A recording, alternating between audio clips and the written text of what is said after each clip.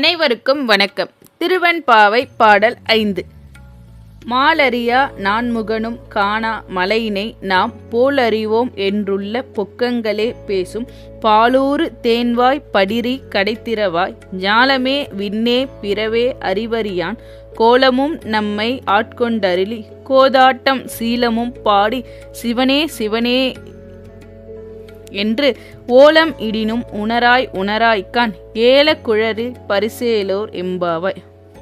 பொருள்: நறுமண திரவியம் பூசிய கூந்தலையும் பாலும் தேனும் ஊறும் இனிய உதடுகளை கொண்டவளுமான பெண்ணே, திருமால் வராகமாகவும் பிரம்மா அன்னமாகவும் உருவெடுத்து சென்றும் அவரது உச்சியையும் பாதங்களையும் காண முடியாத பெருமையை உடைய மலை வடிவமானவர் நம் அண்ணாமலையார்.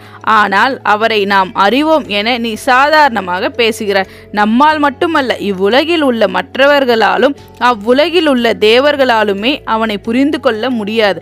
அப்படிப்பட்ட பெருமைக்குரியவனை உணர்ச்சி பெருக்குடன் சிவசிவா என்று ஓலமிட்டு அழைக்கிறோம். நீயோ இதை உணராமல் உறக்கத்தில் இருக்கிறாய். முதலில் கதவை திற என்று தோழியை எழுப்புகிறார்கள் திருவண்ணாமலை நகர பெண்கள். விளக்கம்: கடவுளா? அவரை எனக்கு தெரியாதா? அவர்தான் தினமும் பார்க்கிறேனே. தினமும் கோயிலுக்கு போக வேண்டும் என்று கட்டாயமா என்ன?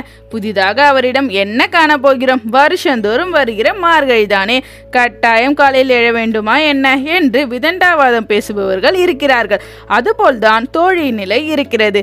இந்த அஞ்ஞானத்தை போக்கும் வகையில் இறைவனின் சிறப்பை எடுத்து சொல்கிறார்கள் சக தோழியர். நாளை பாடல் 6 சந்திப்போம். நன்றி, வணக்கம்.